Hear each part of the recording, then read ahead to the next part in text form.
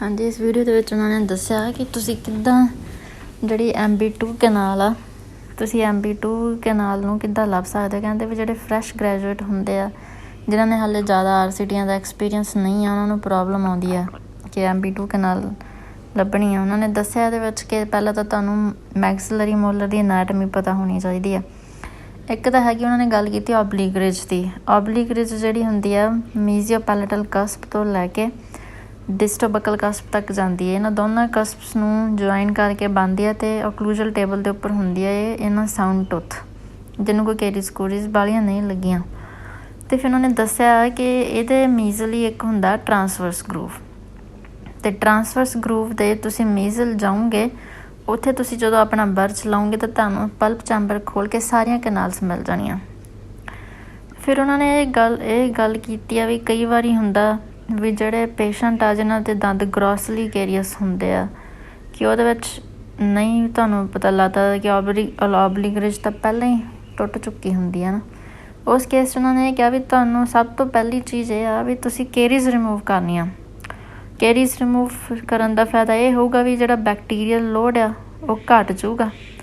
Bacterial load ਘੱਟ ਜਾਊਗਾ। ਦੂਜਾ ਤੁਹਾਡੀ ਵਰਕਿੰਗ ਲੈਂਥ ਚੇਂਜ ਨਹੀਂ ਹੋਊਗੀ। ਜੇ ਤੁਸੀਂ ਬਾਰ-ਬਾਰ ਟਾਚ ਕਰਦੇ ਆ ਜਾਂ ਕਿੱਦਾਂ ਫਿਰ ਉਹ ਤੁਹਾਨੂੰ ਇਹ ਇੱਕ ਚੰਗੀ ਪ੍ਰੈਕਟਿਸ ਆ ਕਿ ਪਹਿਲਾਂ ਕੇਰੀਜ਼ ਰਿਮੂਵ ਕਰੋ ਪਲਪ ਚੈਂਬਰ ਵੱਲ ਬਾਅਦ 'ਚੋਂ ਜਾਓ। ਦੂਜਾ ਉਹਨਾਂ ਨੇ ਕਿਹਾ ਕਿ ਜੇ ਤੁਸੀਂ ਇਲੈਕਟਿਵ ਰੂਟ ਕੈਨਾਲ ਕਰ ਰਹੇ ਆ ਜਾਂ ਪੇਸ਼ੈਂਟ ਦੇ ਉੱਪਰੋਂ ਦੇਖਣ ਨੂੰ ਕਲੂਜਲ ਟੇਬਲ 'ਤੇ ਕੋਈ ਕੇਰੀਜ਼ ਨਹੀਂ ਹੈ ਬਟ ਹਾਂ ਸਰਵਾਈਕਲੀ ਹੈਗੀਆਂ ਇੰਨੀਆਂ ਡੀਪ ਆ ਕਿ ਉਹ ਪਲਪ ਚੈਂਬਰ ਦੇ ਅੰਦਰ ਤੱਕ ਪਹੁੰਚੀਆਂ ਹੋਈਆਂ ਇਸ ਕਰਕੇ ਪੇਸ਼ੈਂਟ 'ਤੇ ਪੇਨ ਆ। ਉਸ ਕੇਸ ਵਿੱਚ ਉਹਨਾਂ ਨੇ ਸੁਜੈਸਟ ਕੀਤਾ ਵੀ ਤੁਸੀਂ ਓਬਲੀਕ ਰਿਜ ਨੂੰ ਮੈਕਸੀਮਮ ਬਚਾਉਣ ਦੀ ਕੋਸ਼ਿਸ਼ ਕਰਨੀ, ਉਹਨੂੰ ਇਨਵੋਲਵ ਨਹੀਂ ਕਰਨਾ, ਬਚਾਉਣ ਦੀ ਕੋਸ਼ਿਸ਼ ਕਰਨੀ ਹੈ। ਜਿਹੜੇ ਪਲਪ ਚੈਂਬਰ ਹੁੰਦੇ ਨਾ ਮੋਸਟਲੀ ਦੰਦ ਦੇ ਮੀਜ਼ਲੀ ਹੀ ਪਏ ਹੁੰਦੇ ਆ ਇਨ ਦਾ measles part of the tooth.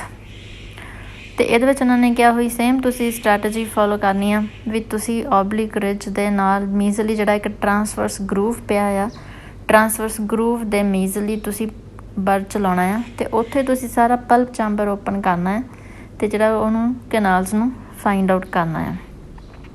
ਸੋ ਇੱਕ ਬਹੁਤ ਵਧੀਆ ਇਹਨਾਂ ਨੇ ਤਰੀਕਾ ਦੱਸਿਆ ਆ ਮੀਜ਼ੋਬਕਲ ਕੈਨਾਲਸ ਲੱਭਣ ਦਾ ਜਾਂ ਪਲਪ ਚੈਂਬਰ ਨੂੰ ਓਪਨ ਕਰਨ ਦਾ ਵੀ ਤੁਹਾਨੂੰ ਕਿੱਥੇ ਕਰਨਾ ਚਾਹੀਦਾ। स्टार्ट करनी है चेम्बर ओपन करना या बर आपने कहाँ पर बेसिकली रखना है। तो उसमें मैं आपको बता दूं कि हमें जो मेजर चीज़ नोट करनी है वो है ऑब्लीक रिज। ठीक है, this is the oblique ridge. अब ऑब्लीक रिज बनती कैसे? ऑब्लीक रिज देख रहे हैं, ये ऑब्लीक रिज है। ठीक है, ये ऑब्लीक रिज बनती ऐसे डिस्टोबकल कस्प से और मीजियो पैलेटल या मीजियो लिंगुअल कस्प से। ये जो ज्वाइन होते हैं ये बनाते हैं एक ऑब्लीक रिज। ठीक है, ऑब्लीकली ये प्रेजेंट होती है पूरे ओक्लूजल टेबल के ऊपर। ठीक है, तो ये हमारे पास ऑब्लीक रिज बनती है। इस ऑब्लीक रिज के इस तरफ ट्रांसवर्स ग्रूव होता है। ठीक है, इस ट्रांसवर्स ग्रूव के अगर आप थोड़ा सा मीजियली जाएंगे तो उसका बिल्कुल सेंटर के अंदर लाइक ये गए और उसके बिल्कुल सेंटर में इधर आपने बर चलाना होगा। तो देयर इज अ चांस कि आप डायरेक्टली पल्प चेम्बर में जाकर डिप होगा आपका बर, राइट। और ये मैं आपको एक और चीज़ मैं आपको इसमें बता दूं कि हमारे पास 3 किस्म के लॉज होते हैं। ठीक है, एक हमारे पास होता है law of centrality. Yes, centrality, I am not sure कि यही स्पेलिंग है कोई और। ठीक है, तो लॉ ऑफ सेंट्रलिटी होता है। इसके अलावा हमारे पास आता है लॉ ऑफ कंसेंट्रिसिटी एंड एक और हमारे पास होता है लॉ ऑफ ऑरिफिस, इस तरह करके कुछ। ठीक है, तो बेसिकली 3 लॉज होते हैं। लॉ ऑफ ऑरिफिस ओपनिंग होता है या कुछ इसी तरह से। ठीक है, तो 3 लॉज होते हैं हमारे पास पल्प चेम्बर के लिए या ऑरिफिस लोकेट करने के लिए फॉर मैक्सिलरी मोलर्स। ये आप इंटरनेट पे कहीं भी देखेंगे ना तो आपको ये लॉज पता चल जाएंगे। बहुत ही कॉम्प्लिकेटेड तौर पे लिखे हुए हैं बट ये है इनका एक ही मकसद और वो ये है कि बेसिकली ऑब्लीक रिज जो है, ठीक है, जो कि बेसिकली डिस्टोबकल कस्प और मीजियोलिंगुअल कस्प से बनती है, वो ऑब्लीक रिज उसके इस तरफ यहाँ पे एक ग्रूव होता है, वो ग्रूव कहलाता है। इधर यहाँ पे जो ये ग्रूव आता है basically this groove, this is called transverse groove. ये जो ट्रांसवर्स ग्रूव है इसके अगर आप थोड़े से मीजियली चले जाए, प्लेस करना होगा सेंट्रली, ठीक है। तो आप चांसेस हैं कि आप पल्प चेम्बर में जाकर जो है वो हिट करेंगे फौरन, ठीक है। अच्छा, अब एक चीज़ आप लोग ये भी याद रखें कि अगर हम बात करते हैं क्लिनिकली आपके पास दांत कैसा प्रेजेंट होता है फॉर रूट कैनाल, तो मोस्ट ऑफ द टाइम ऐसा होता है कि बहुत ज़्यादा ग्रॉसली केरियस होता है, ठीक है, या ऑलरेडी ऑब्लिक रिज काफ़ी ज़्यादा ऑब्लिटरेट हो चुकी होती है केरीज की वजह से, तो उसमें आप कुछ भी नहीं कर सकते। First you need to remember you have to remove the caries first before right away going for the chamber. You have to clear all the caries from the tooth, right? Ideally यही करना चाहिए। अब वो अलग practices होती हैं कि पहले आपने सिर्फ पल्प चेम्बर को आप ढूंढने में लगे हैं, आपने पूरी रूट कैनाल कर दिया, एंड इन द एंड जाके आप जो है वो केरीज रिमूव करें।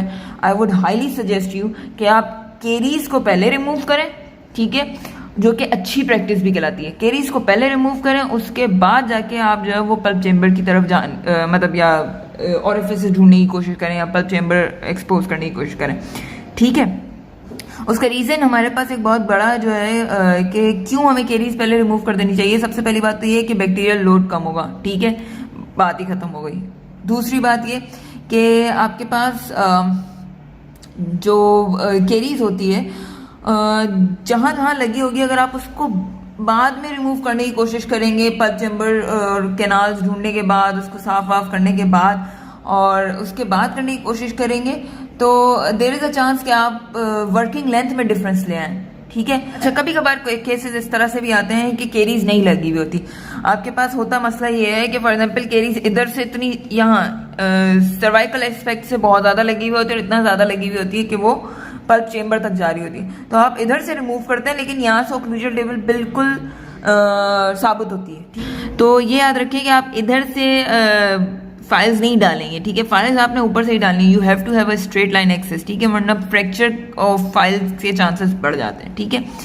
तो what you need to remember is के जब इस तरह का कोई केस हो जिसके अंदर या तो आप इलेक्टिव रूट कैनाल कर रहे हो या फिर सर्वाइकली बहुत केरीज हो और ओक्लूजन टेबल बिल्कुल साबुत मौजूद हो, तो फिर आपने ऑब्लिक रिज को बहुत ज़्यादा सेव करने की कोशिश करनी है और उसी को आपने एक रेफरेंस पॉइंट बना के और उसके साथ जो ये ट्रांसवर्स ग्रूव है उसको रेफरेंस पॉइंट बना के उसके थोड़ा मीजियली जाके जो है वो पल्प चेम्बर को एक्सप्लोर करना है, राइट।